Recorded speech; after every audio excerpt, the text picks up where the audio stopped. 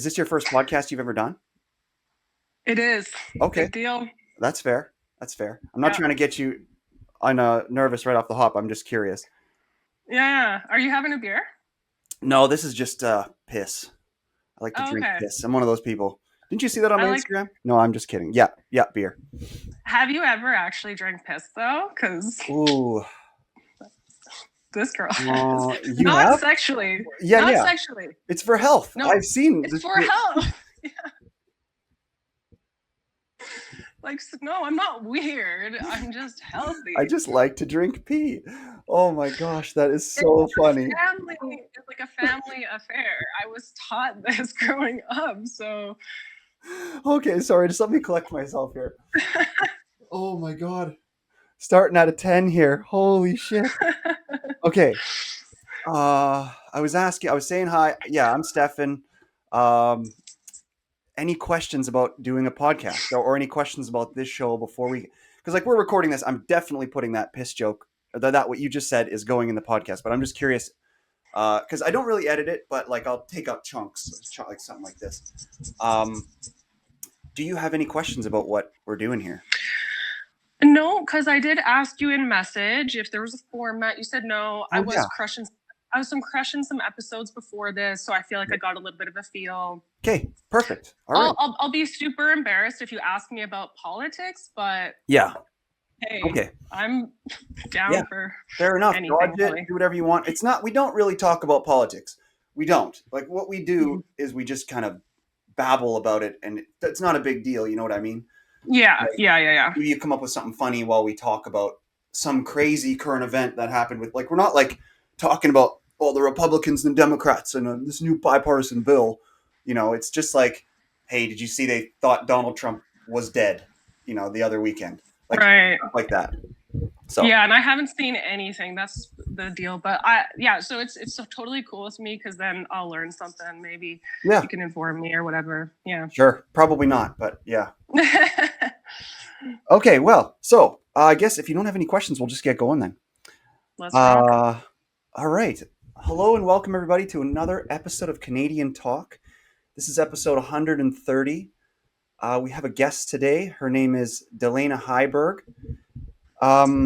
As far as I know right now, you are a stand-up comedian. You started pretty recently, and you have a PhD. Is that real? I do. Holy shit! We actually have a real smart person on the pod. No, we've had a few PhDs, but I did an episode recently, and I won't say specifically who, but a very fake smart person, and they said I'm the true dumb person at heart, for real. Okay? That's the best way to just be dumb, and then once you say the occasional smart thing, people are like, "Oh, look at that!" Yeah. Let's lower the expectations. Yeah, this person was like, they said they had summa cum laude, which is, I'm not sure if you're Canadian or American, but in America, I'm Canadian. Like top of your class, like number one, and totally lied about it. So, yeah, it was apparently with magna cum laude, which is like top 20% of your class. So very different, I would say. But anyway, yeah, welcome to the show. So that's cool. So the PhD's real. Holy shit. So that would mean that whole mindfulness coach thing is real. Right. You have so Dalaina has a website, DalainaHeiberg.com. So you went with the .com, not the .ca? I love my Canadians, but I don't know. It's just comedy transcends that border. And, a lot of comedy Canadians are also visiting .coms, but not a lot of Americans are visiting .cas. So yeah, it's to bring us all together. Fair enough. That sounds like something that was told to you by like an agent or somebody who like understands. I don't even know the difference between .ca and .com. Like I don't know that, but it sounds like you like read a statistic or something where they were like, it was like from a census. All the Americans don't trust the .ca. I don't usually like. I guess .org is like the most trustworthy, isn't it? I feel like you can't trust anything because anyone can buy one. But yeah, I guess org to me just sounds like you're like an organization or like the UN or something. But yeah, but what's an organization versus a company? I don't know. Yeah, have to be nonprofit. It sounds to me like it's for the public good, but I don't. Yeah. Yeah. Yeah. Versus .com, I'm for profit. I want to Yeah. make money. So So you're for the public. yeah. So that makes you for the public bad. Yeah. Okay. So anyway, we have Dalaina on the podcast here today because actually I saw you. Usually I find people on Instagram or I know them in person from like a university or something like that or comedy. But I actually came across you on Facebook with, I think you had a sponsored ad. Like it was one of those ones that a person pays for, or maybe it just was sheer luck. It was just fucking good. It got Yeah. out there, I guess. Okay, I good. never So, paid so for yeah, that. you don't do Yeah. those. You don't do those sponsored. No, no, No. not. Okay. I would do that maybe like no. I don't know under when circumstances you do that because I feel like if you do it and you're not ready, you look kind of silly. If something you pay for something, and then if you're good enough, your stuff's just gonna go. So I haven't Yeah. thought of like I wouldn't do that yet. I completely agree. It's kind of like cheating. So it's like because if you are good, the internet is supposed to catch on. It You know. should, but as we're talking, Theoretically, I'm like, yeah, but like yeah, sometimes there's a lot of people out there who are always constantly like, oh, they suppress this or that, or like they have AI that tries to figure out what your political leaning is and then like mm, suppress you. Or I don't know if that's real, but I guess at the end of the day, the people that work at the social media companies, I don't know, they make this stuff, so you would think there yeah, would be a human element there of bias. yeah. But I mean, that sounds conspiracy theory to me. No, as we're talking, I'm like, no, I get why people buy ads actually, because I feel Yeah. like even if you just say, yeah, certain words, stuff doesn't get out as much. So I don't know. Yeah, maybe, right? So anyway, yeah, I saw your stuff on Facebook and you just seemed like a smart, like your bit was good. You seemed kind of new, but you looked like you were kind of catching on. And then I looked at a few things of yours and you just seemed like a nice person who's creating content to like make people happy, whatever that is, I guess. And your skits are hilarious. Oh, Um, thank you. like the whipping cream one, where you're like, "Oh, I've got Hmm. this all natural whipping cream," and so now I don't even need to drink coffee. I just eat the whipping cream. That was Yeah. hilarious. Yay. And you also anyway you also have an Instagram under Dalaina Heiberg. You got everything there, and then your YouTube is also just Dalaina Heiberg. And I like some of your videos on YouTube where you do like those. I haven't watched a full one yet, so but they're kind of long. But you just like go on nature walks and kind of Yeah. say crazy shit. I don't know. Is it fair to say that? Yeah. Yeah. Yeah. I mean, crazy shit today sounds like it's going to be something like, yeah, conspiracy, but it's Yeah, just me sorting out thoughts, anxiety, what's going on in life, trying to be a little bit motivational. It's almost like my positive inner self talk. yeah. And yeah, so I'm And just then you just practicing put like it my out. mindfulness. Yeah, no editing, no, I don't know what I'm doing, but yeah. Yeah, yeah. Me too. I have absolutely no training in any of that stuff. Like, so sometimes I feel like I should take some classes in it, but then I'm like, again, that's another thing where my ego is like, maybe I just need to make good stuff, and the editing is again, it's cheating. You know? I a little bit agree, or I just feel like if the editing is going to stop you, no, you should just do raw. Just do your thing. Yeah, The quality will bubble up, and you'll get people. And then when you get good, you can pay an editor. I don't know, you know. yeah, yeah. So, yeah. Well, thanks for coming on the show. No, thanks for having me. Yeah. So, do you have any pets? I wish. Then again, I don't. I don't. I get micromanagey, extremely worried about like cats and dogs. Like I know when I lived with my brother for a year and a half recently after I left academia, I went back home to rural Canada, was living back with my family and cats. I love them so much, but like I know their every micro movement. I'm just like, why isn't Cookie, sunbathing at 12 o'clock in the sunny Oh, part of the floor? Because if she's not there, like my nervous system's going off. I'm like, you guys, did someone not close the door last night? Like, what's going on? So I'm yeah. like so worried. So I don't think I should actually have them, but I Uh, do. I love them. And I miss them right now. I try to pet dogs on the street. It's yeah. like my yeah. Do Cool. you? You have a Well, hairless cat. yes, I have a hairless cat. Striking. But that's crazy that you say that. You are so freaking honest about like stuff. Like I feel like I'm kind of in denial of a lot of my stuff like that Mm, because I feel like I have that too. What's that called again? OCD. mm, Like where, mm, because like I had a dog once with a partner, and then yeah, I have a cat now. But I'm the same. I'm constantly kind of worrying about her, overanalyzing stuff like that. Uh, but yeah, I do have a pet. Yeah, But the good probably outweighs it because I feel like they calm your nervous system too, and yeah. like they're just a great companion. Yours doesn't. No, You no, went like, no. I agree, but it's just like, mm, does the good it's overcome the mm, bad is the question. Because right. yeah, I don't know. You always hear people like, "Oh, I lost my cat," and it's like then they're wrecked for like 2 years. It's so bad. Yeah, Like, have you lost like a pet yet that you're really close with? yeah. I have in a couple of different ways too. Really? Depends what you consider losing it. Like I've lost a cat, and yeah. What about you? Well, I didn't really know why. It was hard for me to sympathize with people when they would lose like a pet and they'd be kind of devastated. Because growing up, we had like 20, 30 cats. One time we literally had 19 at a time. And we didn't live in the country, we lived right in town.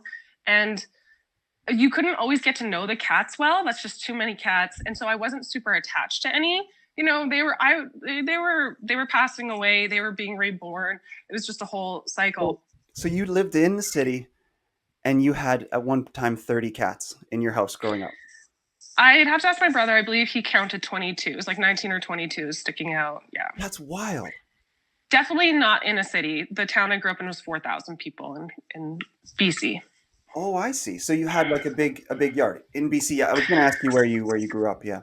Yeah, not like a big yard. Like we lived in the residential area, a couple blocks from the school, one of the schools. My mom was just like a eccentric hoarder, including of cats. So we just had a lot. So I didn't wasn't super attached. Yeah. Well, But cats, then cats are better than mice at the end of the day. So, and yeah, they're so good for yeah, keeping away mice. I hate mice. yeah.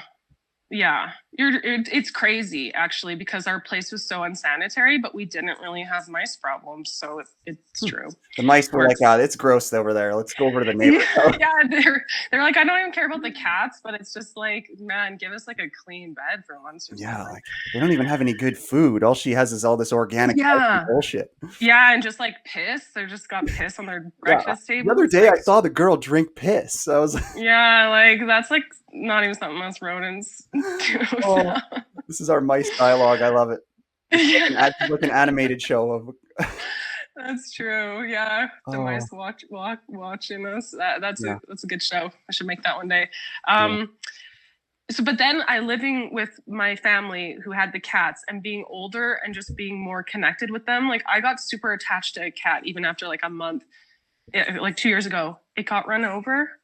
I Oh, couldn't believe how it devastated like my brother and me and my dad.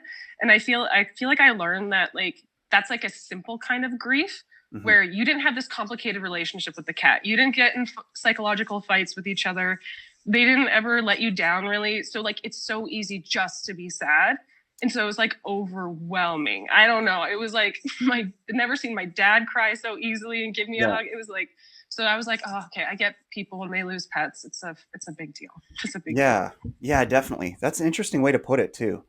That you just kind of have an idealistic view towards the thing, so it's easy to just be sad. I don't know though. I guess in a sense, other than like being really particular and kind of like germophobia, I've never been Mm, super particular about that. Like I've always been able to have kind of a balanced view on stuff where it's like I won't for some reason I'm not that afraid or like I don't have that much trouble processing death. Like it kind of mm. it's like happens and I'm like, "Okay, cool." I don't know, but that might be something wrong with me. When I was like 11, when I was like 11, I was helping this old guy, Wilbur. I was hanging out at the school, like in the playground, and then this old guy was at this bus stop, and I watched him kind of a few days in a row. Like he was having trouble getting from the bus stop to the old folks' home, so I went over there and I helped him. I would help him walk to the house. Mm. Then after I was doing it for like a couple weeks, I can't remember how long it was. He fell one time, fell right on his face, and he Ugh. hit his head, and he was bleeding everywhere. And lady came running over from the park beside, and I guess he had a heart attack and died right there on In the front of road. you. Yeah, yeah. But like, I was like, okay, this sucks. But I guess I didn't see him die. I didn't know he died. But they were like Mm. the MD ambulance, like the company that I don't know if they were trying to get me to do counseling and all this kind of stuff for Mm. death, and I was like, okay, I think it's good. Like, you know, Yeah, but interesting. yeah, I but find yeah, that interesting. maybe that did something to me seeing it early on, but I don't know. I mean, you're right. In one sense, it's so natural. It is the course of everything. So I kind Yeah, of see where you're coming from. And I do feel like a certain degree of acceptance is like, it's just key to learning to be human. But like, yeah, might be, it's like, ooh, under the acceptance, is there actually some deep yeah. feelings? Or have you actually lost someone really close? Not maybe we shouldn't get too heavy, Yeah, we but don't have to get too heavy in that. okay. Like Okay. my grandma, so maybe a little bit. I was actually going to just say when you dive into that, I was just going to redirect also back to you. Mm, Um, so your PhD, you have a PhD. That's mm. fucking amazing. Oh, yeah. Um, didn't you finished it? I fucking finished it. I'm a Wow, doctor. wow, that's And kind of cool. I love yeah, I love toting the title around, but like I'm being honest, I'm not being coy or humble when I say like I am actually a pretty dumb person. Yeah. Like I had to I love how you just accept it. Thank you. Because No, most well, people are like, I am too. It's funny. Sometimes I feel, sorry to interrupt. Sometimes I no, feel please. when people did that to me my whole life because like I would do good in school or I would, Yeah. whatever. I'd be like, oh, I'm an engineer. They'd be like, oh, you're smart. Sometimes I feel like Mm. people almost call you smart. It feels like a put down somehow. Like they think, oh, look at this guy over here. He won't be fun to hang out with. He's just a Oh, smart guy. You know right, what I'm saying? right. And so that's where I feel like that. Yeah. A little bit. I relate a little bit to that because I'm like, hey, you guys, I have other qualities that I actually relate to a lot more Yeah, and that feel more authentic to me. yeah, Smart was something I was trying on for a while and exactly. it served a purpose. I'm not saying I don't have my moments. I feel I have like a particular way of being smart, but it was not PhD smart. Yeah, And before we started this, I said, like, dude, if we talk about politics, it's going to be embarrassing because yeah, I don't really follow. Nothing stays in my brain that's like facts about the world, history, facts. It has to be just something like emotionally related. Like maybe I'm yeah, like a super just chick in that way. Like I yeah. don't know, or I just have to have like a really interest in it. I Like think that's awesome though, because I feel like that you're like kind of following, I guess, that genderized kind of intelligence, like woman type of intelligence, because they say that ladies are smarter at that than men. Because there is a lot of ladies out there who really just kind of try to hijack. They try to be smart in the way that men are smart. And again, I don't know. Maybe we're getting political here now already because we're talking about genders being different. But anyway, I was gonna say like, so your PhD is in. Uh, do I think I read this right from your website? Doukhobor and Canadian, was it multiculturalism? yeah, you got it. Like it is the umbrella. And Uh, Doukhobors, like, sorry, just to jump in real quick. yeah. Doukhobors, I know, is that there's a Doukhobor caves near, like, an hour north of my house where, like, there's a Doukhobor culture that lives in caves. Is that what we're talking about here for real? Or is this something That's different? I'm very happy with my people if they're kind of like going cave right now because that would fit with them. I wouldn't say that was our main like housing style. So but that would probably check out a little bit. I'm gonna have to look that up because are they living Yeah, in it all year round or is this just yeah. like a cultural? Maybe it's like a cultural preservation point or Yeah. whatever, you know? Yeah, to get Because tourists in there because I know that there's a yeah, turnoff off the highway where it's like, okay, this way, and this is hilarious that this is a tourist attraction, but because it's Saskatchewan's biggest tree, apparently, and it's not cool. even that I big. love that. Yeah, so you go Oh, down there, you go past the biggest tree, and then there's the Doukhobor Caves, but I've never actually been there, so I'm not sure if it's a tourist attraction or not.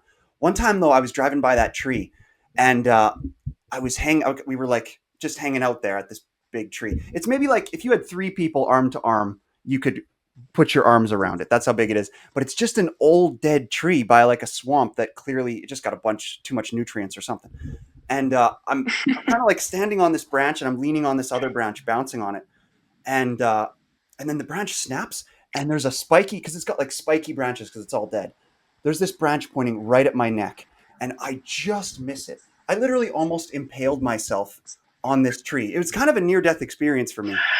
But yeah, that's one of my only memories from the Saskatchewan's biggest tree. okay. Quick follow up. So like, that seems like pretty like ballsy. So you sat on like a landmark tree that I and know. broke it. There's Like you, yeah, and I broke it. I know. I feel bad about it, but like there's no sorry to the people. There was no like, guardrail or anything around it. I think you're allowed the whole right. attraction of it is I think you're allowed to touch it, Okay. take a branch, Yeah. whatever. I like that approach to even like statues when they encourage Yeah. you, or you can That's how skate. BC and Saskatchewan are very different, hey? Because BC is Mm, like so legit. Like there's so much mm, money there and all that kind of stuff. So everything mm. it's like there's real tourism. Regulated. Regulated, Ah, exactly. There's real tourism. In Saskatchewan, it's so cool. You can drive 3 hours up north and you won't see a person for days. Like you won't hear a car drive by on the highway for days. yes, that's super creepy. Yeah, no doubt. But I mean, I guess I grew up in a city that had about 300,000 people, so you're more rural than me. Whoa. Okay. Yeah, Nice. So city guy from the big province of Saskatchewan. yeah, yeah, yeah. Yeah. So my peoples, the Russian Doukhobors, they were kind of like anarchists of a certain Okay. Oh, Christian and that's your flavor. ethnicity. You're a Russian Yeah. person. Yeah. Okay, Yeah. very Yeah. cool.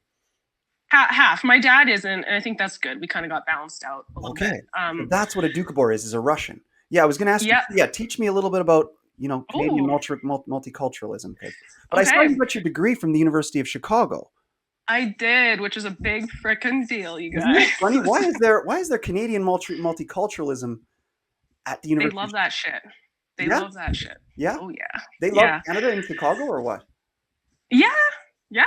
Okay, Yeah, they did. Yeah.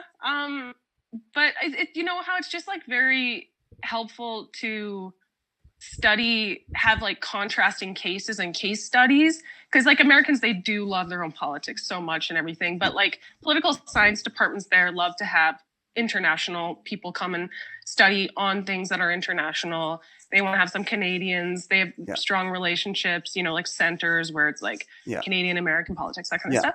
Isn't it kind of funny how Americans, the way they deal with their politics, it's like they treat it like religion in a way where this is one thing I Yeah. find super funny about talking to people about politics is everybody seems to think they know everything about it. And then you talk to them Yeah. for 10 minutes and it's like you literally don't know a thing. You don't even know Yeah. what liberal means. And it's like you have all these opinions on all this stuff. It's like, I don't I know. know. Yeah, what do they call that again? Dunning-Kruger? No, Right. no, what's that? Is that called I the think you're right. I Mm, recently learned what that meant, where yeah, it's like you learn a little bit about one thing and you think that you're a fucking expert because exactly. you don't know. It's like you're so dumb to not know what you don't know. Yeah, And that's why partly don't like talking about politics with people yeah, who are like anyone who's just passionate or lit extreme. I'm just like, oh, yeah. so boring. Yeah, and it's a good way Yeah. to get them mad at you, where it's like, because a lot of Yeah. people don't know how to separate it either. Where it's like, okay, I can tell they just want to chit chat, but also I feel like I'm getting judged here. Like if I say the wrong Yeah. thing, they're gonna like me less. You know? Yeah, yeah, like, and they might sound like it's sort of chill, like no, like I just Yes. want to, but you can tell that they can only see a certain viewpoint of it, and they're just like so wedded to it, and you're just Yeah. like, Yeah. oh, this is going to divide us now, unfortunately. Exactly. And that's the trick. They always make it seem like, oh, it's nothing. Well, it's like, so what do you think? Do you think that trans people are Yeah, all right? yeah, Or yeah, just a do you want little men in question. the women's bathroom, or what do you think? Just curious. I'm just Wait, curious.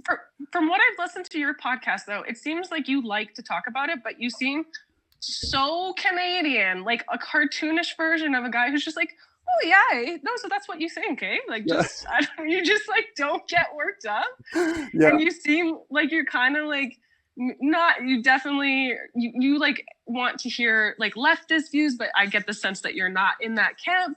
But Yeah. you just seem like very even keeled, just Yeah. kind of like chilling. I don't know if it's like fake a little bit or underneath you're like, or Yeah. not. I don't know. That's all news to me. This is the most analysis I've ever had of me on the show. I love it.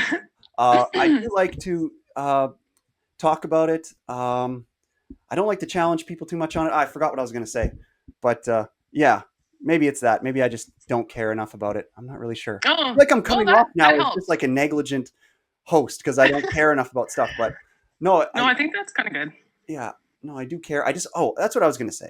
I just like to talk to people, really. I feel like I haven't gotten to talk to people enough in my life. Like I need more social. That's what the podcast is for me.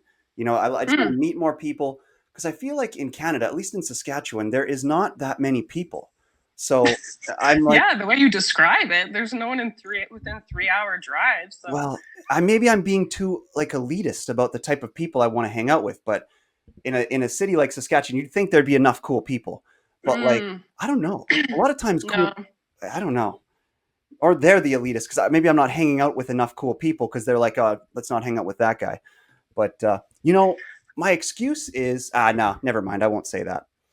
Uh, Well, I'm with you. I like online stuff because there's a certain amount of like it's good not to just be in your own echo chamber just with your kind of people, but there's a certain amount of like you want to jive with people that yeah, you really jive with. So it's yeah, like finding yeah. like-minded comedy people, etc. Exactly. That's what kind of led it into it for me was I just was so into comedy. God, you just got me talking about myself here now, and I like to try to start the show about you. I'm so sorry. We will talk about No, you. no, We're here to I'm talk. having fun. We're here to talk about you. Yeah, I just liked comedy so much, and then I didn't like talking to people that much growing up, and then all of a sudden I really liked talking to people because like I saw that more where I guess I applied my competitiveness to the social interactions a little bit more, whereas I didn't Mm, before, because I didn't think that people cared about that. I thought people cared about, oh, what have I accomplished? And then I was like, oh no, yeah, people also want to just be with fun people that are connect. nice. Yeah, Yeah, yeah.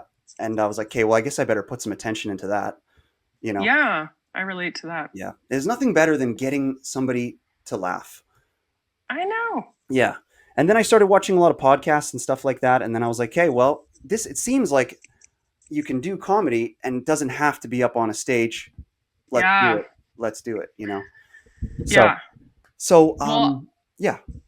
I feel like it's my fault that we're jumping around, but my brain just jumps around and then I'm like excited to hear what you're talking about. But Yeah. yeah, Me I too. relate to all that. Yeah, no, that's partly how I got into comedy was and we left a trail of the Doukhobors. We didn't and my Yep. PhD kind of, We'll but jump who back knows? We to can it. circle back. I was just about to Yeah. circle back to that. Yeah. I'm just trying to like not look like such a mess or something. Not like we have to talk about those things, but Yeah. Yeah. but yeah, No, no, I'd like to I know. love. Yeah, I'd like to hear about your PhD and tell me more about that, and then kind of like what got you into comedy. Okay, let's do that. Well, part of it is honestly the Doukhobors. There's a Okay. trail here. Yeah, So you're let's an actual go back. Doukhobor, and then you went Yeah, and studied that also. yeah. So yeah, the Doukhobors like stood up like a bunch of like brave idiots to like the Tsar in Russia in like the 17 and 1800s and to the church because they were like Christian and spiritual, but they didn't follow the Bible. They were just like, it's all within us kind of thing. And so the church and the state didn't like them. They were pacifists. So they got rid of all their weapons, which got Leo Tolstoy, the Russian writer, all like hot about them because he's all obsessed with pacifism. So they had these like cool people facilitating like their migration to Canada, like famous anarchists and stuff. So they get to Canada because Canada wanted settlers to like take Indigenous land and make it productive. And the Doukhobors were great at that. Great potato growers, great gardeners. So they come over here. Did the English do any of that to help as well? Was it like, Yeah. because I feel it's sounding a lot like Mennonites, because I feel like Mennonites are Germans that kind of did a similar thing. Yeah. Canada liked like the religious agriculturalists because they were already self-organized. Yeah. So they were like gonna like you could bring a whole bunch of them. They ran their own communities. Yeah. But the Doukhobors were like they came under the understanding that they were basically gonna be like their own country. Like they weren't gonna follow Canadian laws. Like they didn't believe in like state countries. They didn't believe in like earthly politics. Yeah. But quick question. They were, quick tangent, but keep your story with the Doukhobors going. Because I'm super curious about this, and I feel like you're the most qualified person I've ever had to ask this question. And to me, it's like a super important question, kind of. Like, and maybe it's simple though, but like I'm curious to hear your take on it. So, is Canada? Give me your. I want to know your theory on it. So much stuff. It's ridiculous right now, like mindfulness and all that stuff too. But like, is Canada a multicultural country, or is it a person who goes Canada's a white country? Is that just racism, or like, so I've heard it put like this before, like you go to China and you get, let's say you somehow as a white person get a Chinese citizenship and you're a citizen of China. Does that make you Chinese? Not really. So Canadian, what is that? Is it meant to be a mishmash of white people, or so is it a white country? People like, let's say, an East Indian person, or an Indian person, or Yeah. Pakistani person, they come to Canada and they go, "Oh yeah, I've got my permanent citizenship. I'm a Canadian." Is that okay? Are they allowed to Yeah. do that? What is Canada supposed to be? How is it? I don't know anything about its founding. Yeah. Yeah, you're gonna break my brain trying to answer, because this is what my degree's about, but this is where like my smartness kind of fails. My thoughts will be all over the place, but let me give it a little Okay, stab. go for it. Because it's a big deal. So, Yeah. and I am like fairly apolitical. I kind of believe in just like, I don't want someone heavy-handed governing over me, but I also don't want to be a super active citizen. I want to focus on comedy. I'm not like an activist. So I actually prefer like government and laws and order out there, but I'm not like yay for them. I'm not on some people's sides. I just want to like have a safe place to do my own stuff. So I'm saying this from someone who's kind of like hands off a little bit, but objectively, the French and English came over as wanting to establish like a new nation, and they cooperated with each other because they kind of had to also hold off power from the states creeping up. But also, they did the English crown recognize indigenous peoples as sovereign. Like there's treaties, there's recognition from way back in the day of seeing them as their own peoples. So technically, there was three political peoples who started Canada, made agreements. So just from that perspective, it's pretty interesting. Like we have a very multinational. We're actually not just multicultural. We have like three nations that started us. So like from that point of view, it's just kind of inaccurate. We're not just like white from the beginning. There was a huge, obviously, influence of French and English, which have their own like separate traditions as well.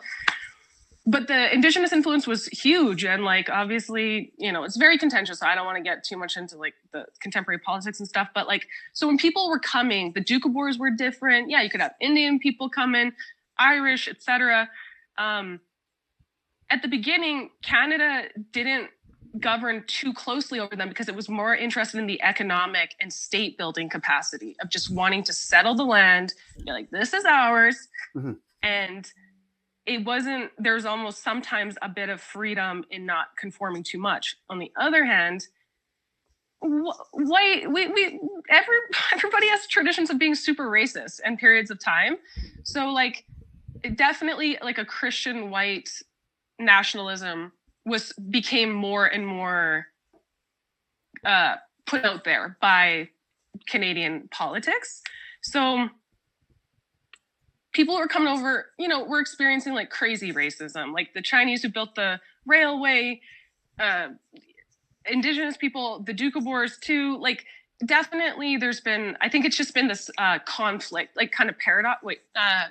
It's always been contradictory. Yeah. On the one hand, there's been like a very strong liberal streak that was sometimes sown with like an ethnic component, the whiteness. But at other times, liberalism has been very like, no, the ethnic part doesn't matter. It's about the principles of individualism and like capitalism and stuff. And it doesn't matter. Anybody can join. But I think that overall, the trend has always been people can keep their traditions, and it actually, so long as they abide by Canadian laws and constitutional principles of like free speech for everyone has basic liberties. You can't not let women drive, or just like there are certain traditions from people from abroad that are like at odds if they wanted to enforce them here. But on the most part, I think Canada's has been built on like, no, you don't got to give up too much. Just like also, learn the Canadian ways too, but Canadian ways are about letting you have your ways too. So yeah. Do you think down the road a little bit that we might start to kind of European out a little bit? Like, I guess ultimately, if you see Canada as kind of like a social multiculturalism experiment being done by the French and the British or whatever, do you think that we'll eventually need to create smaller areas, or do you think that Right. all come together? I guess that's the big question about it, Yeah. about Canada as an experiment. Hey, And by the way, the telling that I said, like, that's just like the way that I've learned it, see it. Other people are going to be able to bring in other historical facts. You can correct me, you guys. Just like, don't get too mad. yeah, Um, no, nobody will. Nobody no, will. but you're right. Like, it's an impossible experiment in ways because, like, countries like the Scandinavian countries, they are doing well socially because they're homogenous. Like, everybody kind of, for the majority, is Yep. they don't have a huge multicultural population. Yep. So they all tend to have similar values. Mm-hmm. The resources are available. So they don't have these conflicts. So it's actually, when people talk about like, oh, why can't we just be more like them? It's like, because no one is trying to mishmash so many people together as much as like the newer settler countries, which, Exactly. like Australia, the US, Canada. It's just harder to make it efficient. Absolutely. Absolutely. Yeah. But you're right that like devolving powers, on the one hand, you can devolve like them democratically. So just like more local people have more power. But if the local people are like super different, it's going to be hard. But that is kind of like the nature of trying to get along with people. So I don't know what the answer is, but yeah, for sure. I'm scared. I'm scared of what's the world. That's all. Yeah, because like I mean, then you look at Alberta, and it's like, oh yeah, they want to leave or whatever. Hey, real quick, pause.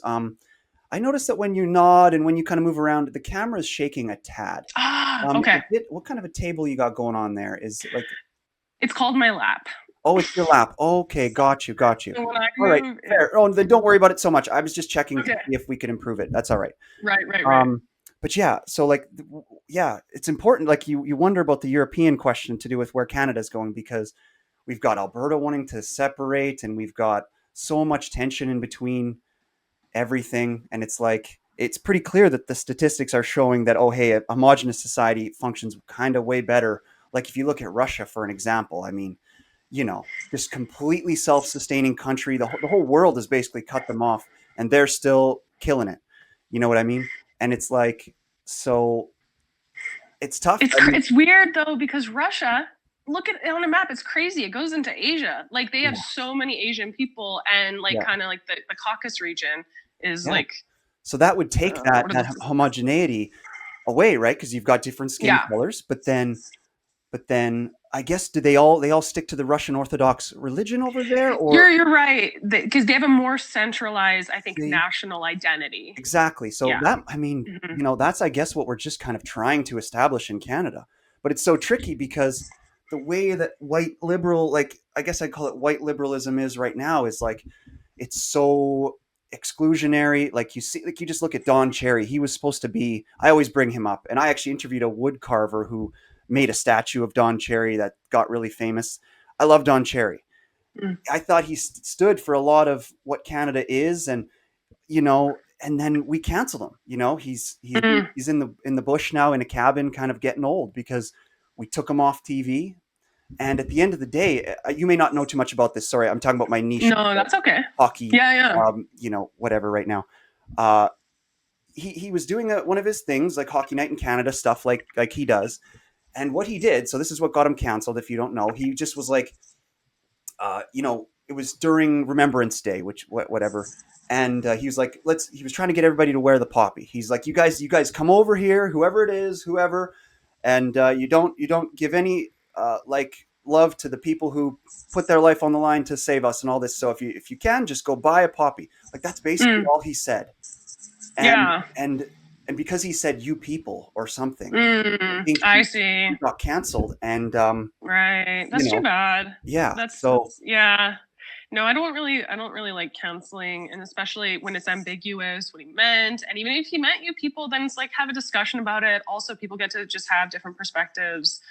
I don't know. I like finding common ground too, and I don't like people being judged based on like one part of themselves too. Like definitely not one clip, but even like one part of their view. It's like, you probably know in Saskatchewan, in small towns, there's some like the nicest people that I could be around who will be there for you. They're good. They're so good to their families. Maybe I don't agree with them on every political view or whatever, but like I see so much like goodness in people. But it's like, yeah, you can find things to like tear it apart. about each Sure. other pretty Yeah. easily.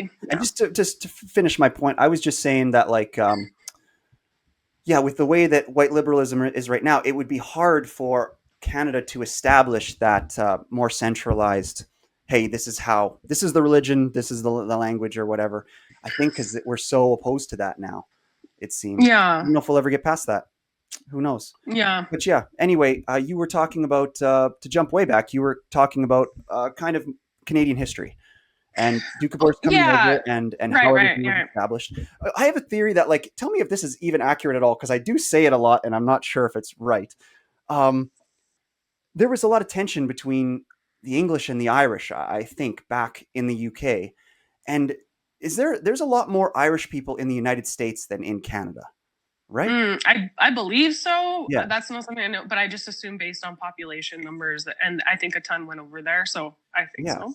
They had so much Yeah. people so much faster than us. I wonder if it was just because it's not cold down there or something. But like it's crazy. I guess because they were there a lot earlier too, right? Like 200 years Right. before us or something like I that. guess so. A Yeah. couple of dummies trying Yeah. to remember the dates, but Yeah. So let's jump back past all the intellectual bullshit too. So yeah. like what got you tell me more about what you do. So if somebody came along and they're like, "Hey, I want a little bit of mindfulness coaching from Yeah. Dalaina, or I want to hire her as a stand-up," uh, what would that look like? What would the mindfulness coaching look like? And how long have you been doing comedy and stuff like that? Yeah. So I got into mindfulness stuff. Like I've always kind of dabbled in like meditation and trying to figure out what's going on with my mind, like since like high school and stuff. And then I just felt like I never knew if I was meditating right. So like a couple of years ago, I was like, I'm gonna pay for like a course to become a teacher because when you learn to be a teacher or something, you learn it better.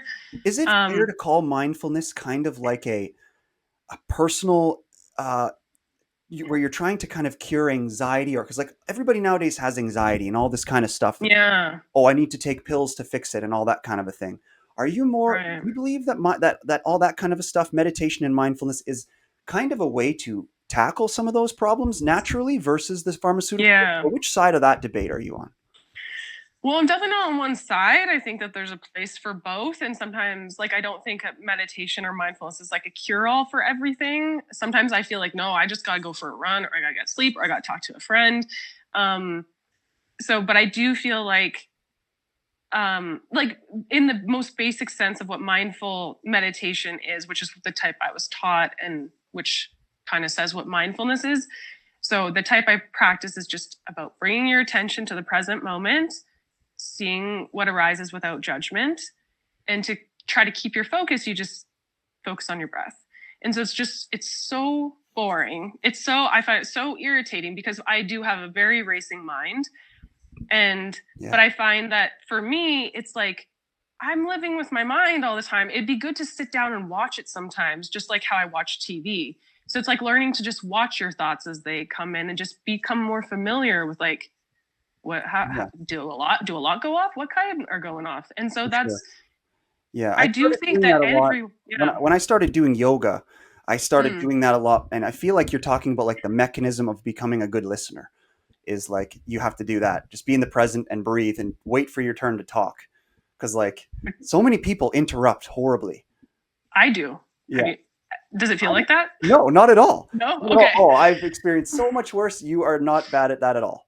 Yeah. Okay. Because I want to so bad. The Like I problem is like some of my best friends are like they yeah. interrupt so bad, and I tell them, I'm like, I tell them, and they don't even care. It's just this is They the don't way I care. am. Right. No, but you're right. Like it's kind of developing a patience for like just the moment to be happening. Yeah. And so I do think it helps with active listening, which I can be sometimes bad at if I'm not super like connecting and interested. Um but yeah, I think that in general, I think that some people, the one weird thing about it, I think some people almost like experience like a disassociation, and it can be like really wig them out and they'll be like, I'm tripping. I don't know. Like it's Yeah. bad. A few Yeah. people, it's like Yeah. that. If they're not hearing their Um, own voice, they're just like, whoa, where am I? Yeah. yeah, I mean, it is weird because like, I don't know, when have you done it lately? Sitting down like in a room and just not doing anything and just listening. It's, to me, it weirds me out. It does It's feel weird weird. because sometimes negative stuff pops up and you're like, whoa, I don't Oh want that. I yeah. don't want that. Yeah. I Yeah. use podcasts a lot for that to like distract me, I Yeah. guess. Yeah. But then there's like the new movement now of like the left hating podcasting, thinking it's a right wing media. And then Mm. like they make fun of it. They go, oh, it's just like friend simulator. And it's like, God damn it. That's so accurate that it hurts my feelings. You know? Friends simulator, what does that mean? Like you make your friends through it, or what does it mean? No, that they think that like when you watch podcasts or take it in, that you're just kind of like hijacking that social experience where you should go and have your own friends, but you're just, oh, I want Gotcha. these friends, you know? Oh yeah. No, as like an introverted person and stuff, I'm like, yeah, no, give me the fake relationships. They that is like Me too. exactly partly why I use it. Yeah, yeah, me too. Oh, that's so funny. But yeah, And no, sometimes I think it's good to distract yourself, because if you're ruminating and your negative thoughts are really going hard, then I feel like, no, you got to choose your strategy. Sometimes it is put on something to occupy your mind. yeah, At other times, it's almost like working out, like put in your reps of being like, I'm going to sit down and try to not be overcome by the negative thoughts and learn to just observe them. So exactly. that if someone, so I just learned how to do the one basic style. I practice it myself.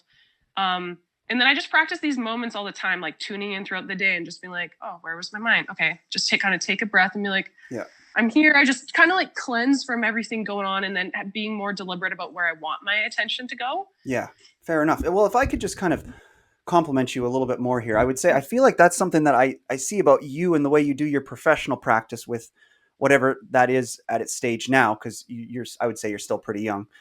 Um, I see, like, because you do that, and I don't see that in too many medical or smart type of academics.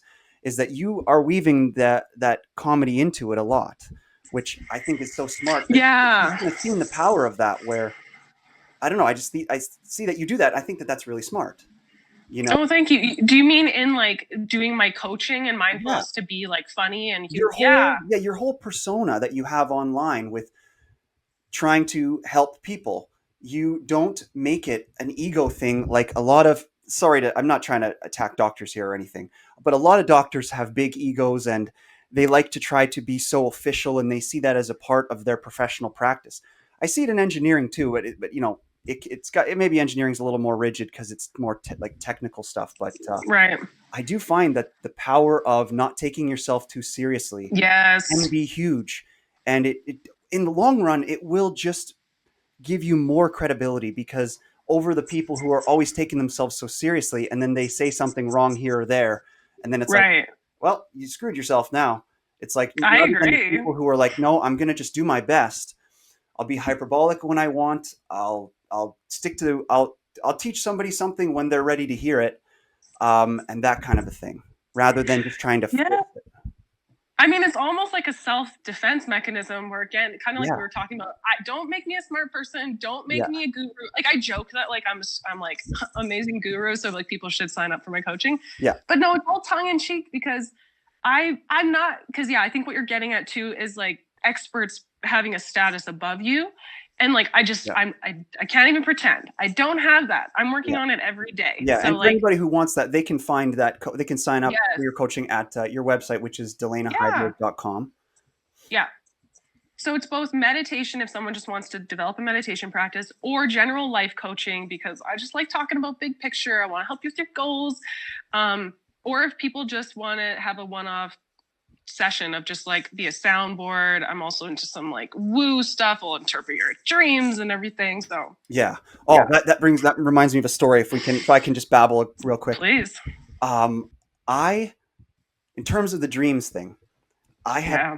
I have had some crazy dreams, and I've been wondering why I've been having it. So I started having. So I use marijuana kind of sometimes here and there.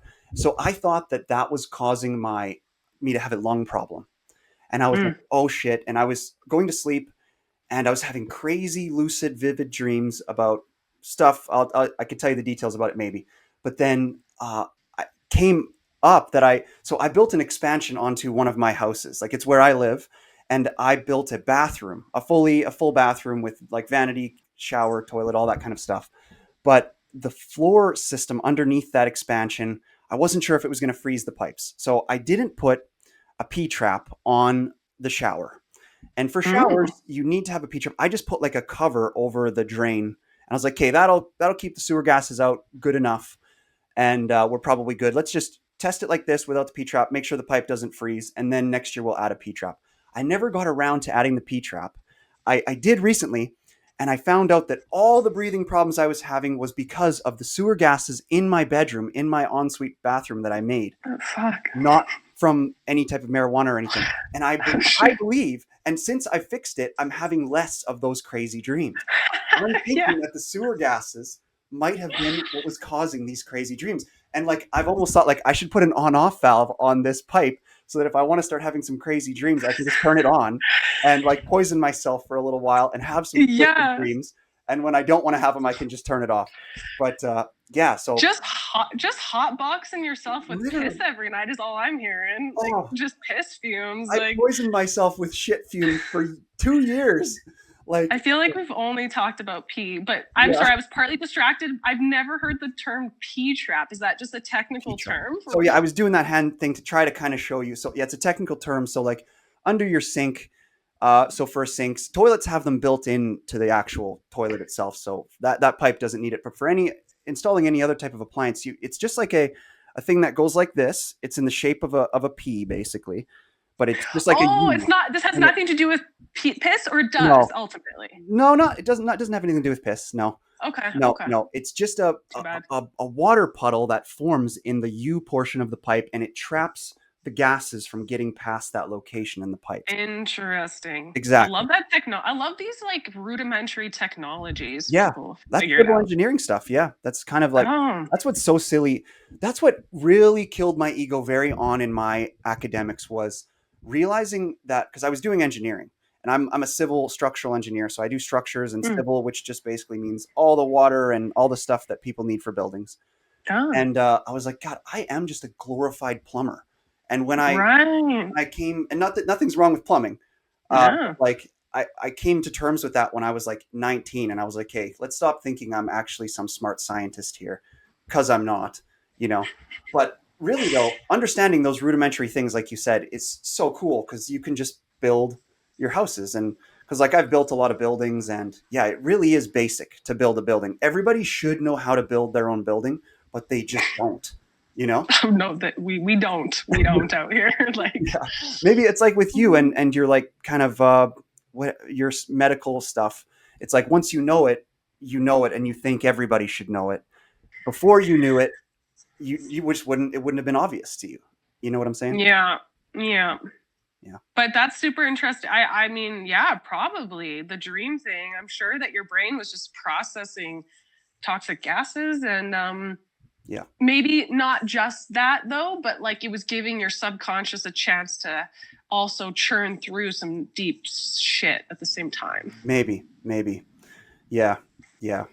The dreams were always like I was in big buildings that have complicated hallways and I was running away from Yeah. something and yeah, stuff like that.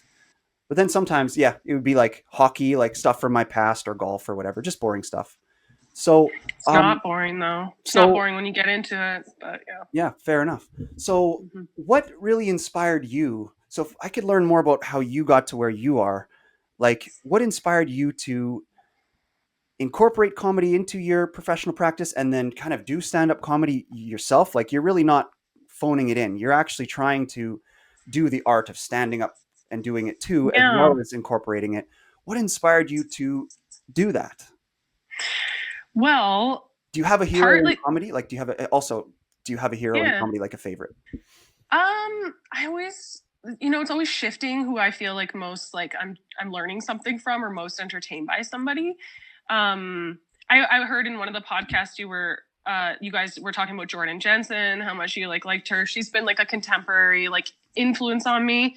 I She's really like her raw style of just like, yep, just the unfiltered thoughts. Like the more yep, that you let those come out in stand up, the better. Like so the things true. that are embarrassing, Yeah, it's all like because we literally all have that weird script in yeah. our head. And that's So one thing I wanted to quickly say about your comedy too, before you continue, is I love it because when I watch you up there, every different comedian has their own little style and way of delivering.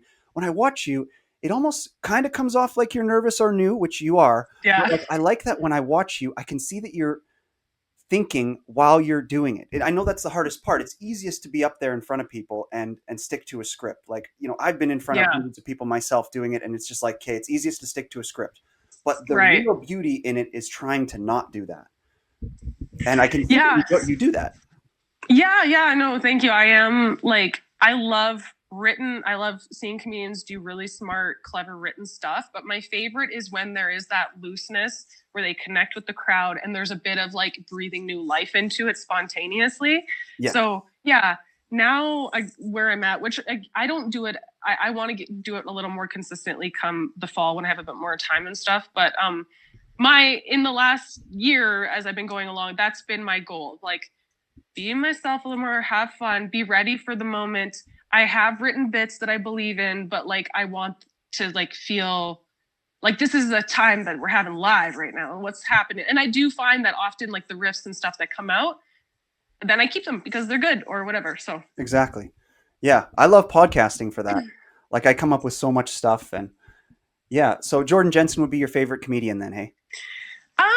I wouldn't say like she's just like in the realm of people that I find funny or I have admired. Joe List is one of my all-time favorite like contemporary ones. I love his podcast with Mark Normand. Yeah. I love that kind of just shooting the shit.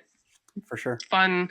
But yeah, like what I like about Jordan Jensen, before you continue there, remember what you say, is she was raised by lesbians.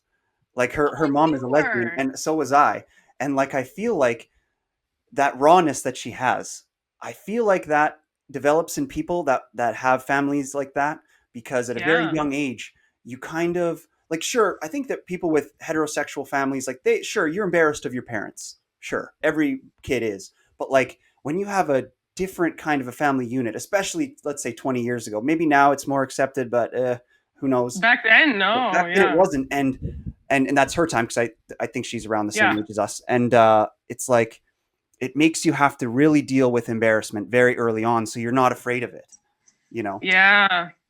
Well, my mom, like growing up, I was perpetually like embarrassed and humiliated because my mom was a hoarder in a small town. She also, because she was Doukhobor, she didn't believe in authority. So she just like, she'd have the cops chasing her. She'd do literal car chases and like, so I was super embarrassed by her. So, but she was very original, I feel like, as a person and loving. So it was like a good influence ultimately for comedy.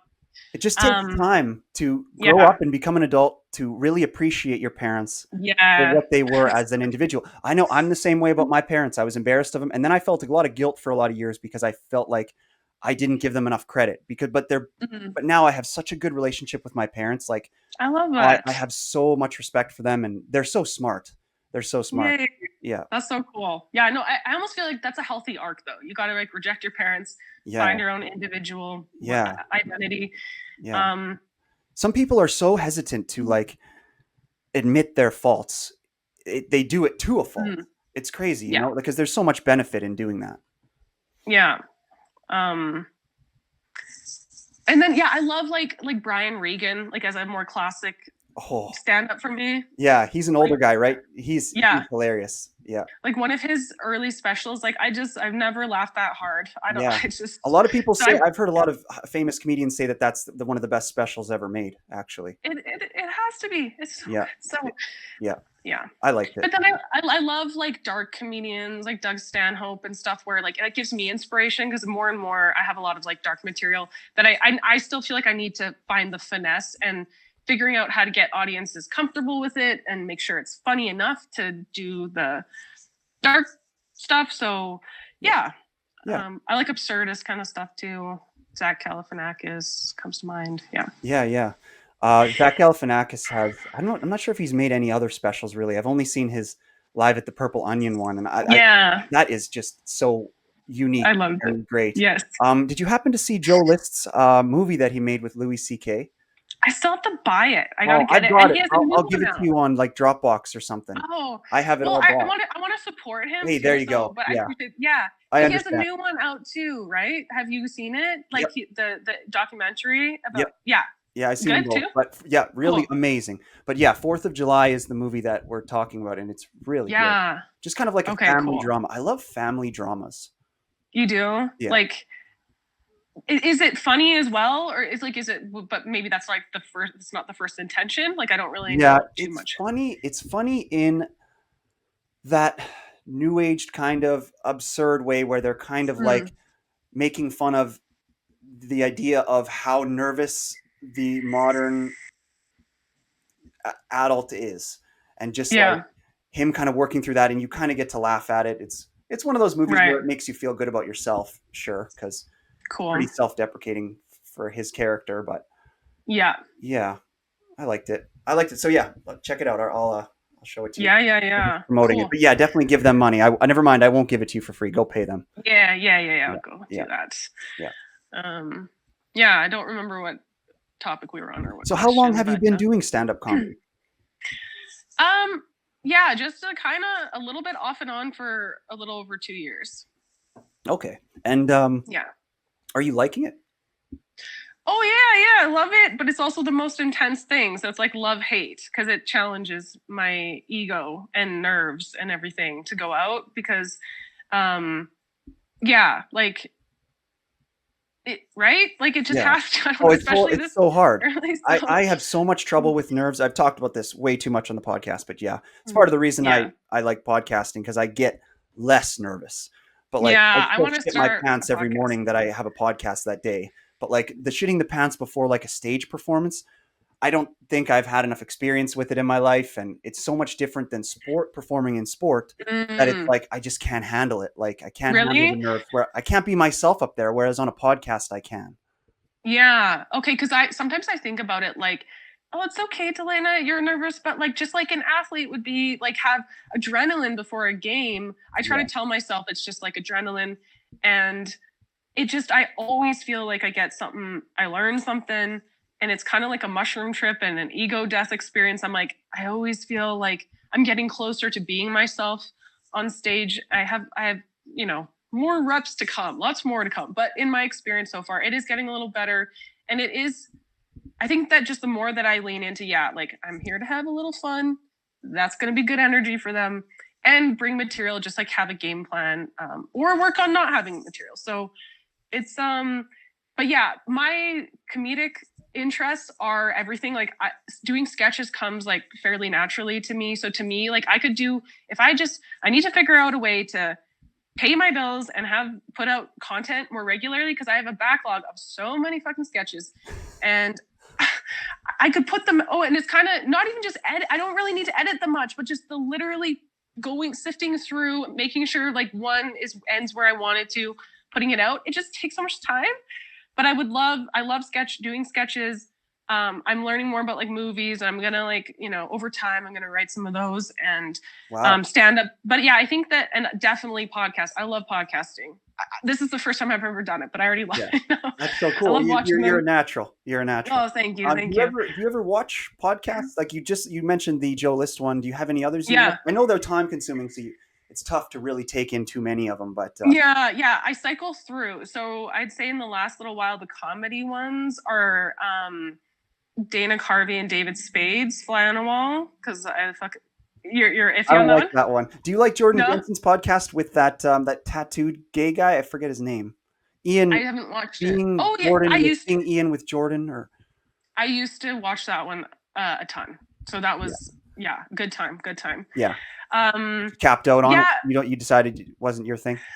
no, it's not. It's never that something is no longer my thing. In like, oh, I don't. It's more just literally. A I feel cycle. like a new part of me is being called to get developed with some other Yeah. person or something. So probably the ones I'm into right now. Yeah, now I'm like, oh, he's gonna hate this one too. But yeah, like Mike Birbiglia is because they break down bits more. So that one. Conan O'Brien, I do like his, but it's just it's like if it's in the morning. He has when Kevin Nealon is on that podcast. I also have never laughed harder. Kevin So Nealon is the best. There's older comedians sometimes that hit such a high level, they're almost godly. Like yeah, Harland Williams and Kevin Nealon are two that I think of right off the hop that are like They are amazing. Canadian. Yeah. Harlan Williams was also been one of my favorites of just so goofy. Yeah. And so, yeah, I used to watch his. Yeah, I love the Canadians. I love Tom Green, and Norm Macdonald. Obviously, he's not on a podcast right now, but I can't remember. Yeah. Fair enough. Yeah, I gotta start one day though. Yeah, maybe you should. Did you play any sports growing up? I did. I was forced to. In my family, we were forced to play sports. Like, I had to play hockey on the boys team since I was like 4. No way. And then I retired at 8. I was like, oh yeah, skates off is enough for me. Yeah, no. And I realize now, like, I'm so introverted that team sports took so much out of me, but I didn't know at the time. You're preaching to the choir here on that. Really? I'm the absolute same. And I had 3 brothers. One passed away, bless him. But I had 2 older brothers, 1 younger, and I was smashed in the middle of them. So it was just like, okay, everybody, you're going to your sports. And so I was just shepherded into all the team sports as well. So yeah, hockey, soccer, baseball, those were the young ones. And then as I got older, I was choosing to play sports, but I think I just thought I had to. Like, I played girls rugby, basketball, volleyball. Yeah. Cool. Very cool. I'm curious, like, so growing up, the hoarding thing that your mom would do, would you ever like, because with my parents, I would always, they were very religious, and I was always like, it got me over analyzing religion a lot. And I used to always watch like scholars like debate religious stuff, and I'd always try to get them to not be religious. I'd be like, you guys understand that it's kind of, I don't think they like gay people. And then like stuff like that. Did you ever try to like understand, like, why was your mom a hoarder? Yeah. Sorry if that wins the podcast. I'm getting over a cold. No worries. I need to learn more about it now. I feel like we would know more about it now, but I think it's like a form of OCD. Oh. And I also think that she probably had ADHD and just kind of like, just a lot of the classic things that hoarders say, like there's a confluence of so many things of like, she was an artist. She was good at art. She was just kind of like a quirky personality. And so she was just like, oh, I see the good in everything. Like, we might use, what if you want to start like a jamboree band? Or like, what if you want to learn how to throw darts and like become the best dart player? Like, she just always had like a reason. And I think just having like this eye for appreciating things, like an artistic eye, which I honestly, me and my sisters and stuff all struggle with it because we're all kind of creative and we're just like, got to keep the hoarder bug away. Cause like, it's like, I just like can see kind of value or project use for things. But I think at base, it must be some kind of OCD, maybe tied to like scarcity mindset. I don't know exactly. Yeah. So you grew up in BC and then like you live in Calgary now? I do. What made you move? So because I went to school, I did my undergrad in Vancouver. I lived there for like 8 years in total. And that was the closest big city, to me. And then I moved to Chicago for grad school. And that's where I actually started comedy, just for like 6 months. And then I had to leave the country for the visa reasons. And then I was like, okay, I kind of retooled in the boonies and I was like, which city am I going to go to next so I can get back more into stand-up proper? And I was like, I already did Vancouver. I can't handle the weather. It's kind of clicky and stuff. And Calgary, sunshine, bigger. Maybe, I don't know. It just seemed like let's Calgary give that a go. Like an awesome place. I love they have lots of casinos because I like playing poker, so I really like Calgary for that. Yeah. They also, God, you know what sucks about, because I wish my city was just a little bit bigger, because there is this Italian sandwich shop in Calgary called the Italian Store, I think. And I went there to get these Italian sandwiches that I've been trying to make at my house, and I cannot get it. Like, it must just be the quality of their ingredients, but they're such good sandwiches. I feel like I can't live without them now. And I just wish Calgary seems pretty awesome. I'm gonna check that out. Yeah. No, it's kind of exceeding my expectations. It's good. Yeah. So, did you ever have any like regular jobs? I've just had like so many jobs growing up. So I'm realizing I'm not fit for regular jobs. That's becoming more clear. Yeah, I like I need to work for I see that with like my mom and why she was a hoarder too, because I think it was just like, let's just have enough stuff so she could sustain herself to not have to have a real job. Yeah. And we would make fun of her. We'd be like, I'd be like, why don't you just get a real job like all the other parents? Like, you're so lazy, and that's why you had so many kids, just so you could be on like child welfare, whatever the hell. Yeah. And now I'm like, oh no, I kind of get it, Mom. I can't. I'm the same way. I hate like 9 to 5 is crazy. I don't know how people are able to do it. I lose my mind after a couple of months of it. And it's just like I feel claustrophobic with the place that I'm working at, and I'm just like, they are not paying me enough to be here. Like, what am I doing? I know. I feel very entitled that way too. I'm like, the value I'm bringing is not being compensated. I would have to be paid so much to be here, and that's like one of the things my mom would say. I'm like, well, I'm gonna like dive into like crazy eccentric poverty person here soon, but yeah, growing up I just had to, I did it all. Like my dad had a lumber yard, so like we were there from like the age of like 4 pulling weeds, and it was all 2x4s day and night. And then I worked at like a pet shop, and it was a feed store. I tried working like waitressing. That made me cry because I had extreme social anxiety and probably overwhelm of people. So I've tried various, that kind of thing. I was like, I see in my past, I was always trying to carve out like my own like entrepreneurial, like little mini things. Cause I just like, don't like working for other people. I think that's honestly why I stayed in academia too. Cause as much as it's a structure, you have a lot more autonomy, and it's not a regular 9 to 5. But yeah, I was editing people's papers. I was, babysitting, working with kids with autism, working under the table at Army store, and like, holy crap. Yeah, you have had a lot of jobs. Wow. Yeah. You might be less employable than me. I don't know. You said you were a waitress. I was I bussed tables for a little while. That's where you just kind of clean up all the junk off of it. I just feel like I'm too much of a thief though. Like I had such a draw to like steal the tips from waitresses or whatever. I was like, I'm not cut out for this. I try to keep myself away from opportunities where I can steal shit because I'm such a thief. I have it in me and I can't get it out. I'm such a thief. I'm such a thief. Just like clip that. That's who you are. I'm glad you're self-aware. There's not much cash around these days. So do you find yourself like just stealing from the dollar store or anything? Yeah. No, I've gotten, we don't have to get too much into how I make my money or whatever, but yeah, I've gotten pretty lucky, but it's maybe more Canadian real estate. That's what, it's weird. I feel like I have a draw to be more conservative, but then I look at how much I've benefited from immigration or like the country, allowing it. So because I think immigration like ups property values and stuff.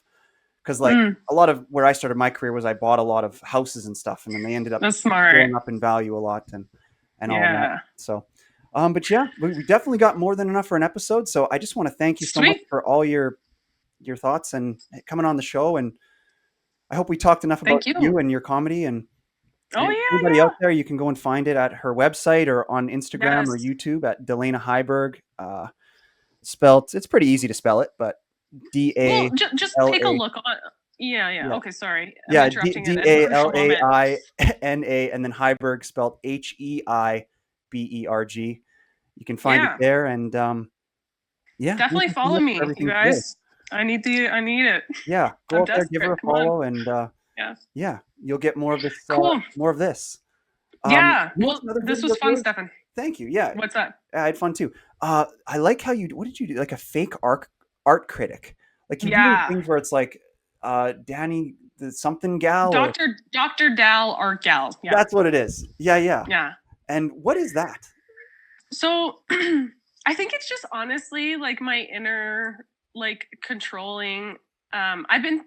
People have been coming out of the woodwork to tell me that they think I'm a little autistic, and I think it's just literally like my inner autistic voice of like just someone who's not socially aware, just like an awkward bumbling authority. It's my know-it-all side too, like coming out in full force, because like they're dumb but they think that they're really smart, and that's a lane that I feel my brain going into all the time. So it's just a silly character, but I relate. I could endlessly do that, and I want to put out more. For sure. Go watch it. Yeah. Well, I would just say, if I could give an opposing voice, I would just say, I don't think you're autistic. I think that like critics are like kind of the opposite of say somebody like you, where they feel smart by critiquing others, or just like, oh hey, I've put you into a box, you can't be like that unless you're autistic. That's not Right. necessarily the case. You're just trying to express your thoughts that you think are funny, and they can come off autistic, but that doesn't mean that it doesn't always Yeah, have to yeah, be yeah, that. yeah. So Right. yeah. No, there's Anyway, flexibility. yeah. Anyway, thanks for tuning in, everybody. That's another episode of Canadian Talk out. Sweet. Yeah. Bye, everybody.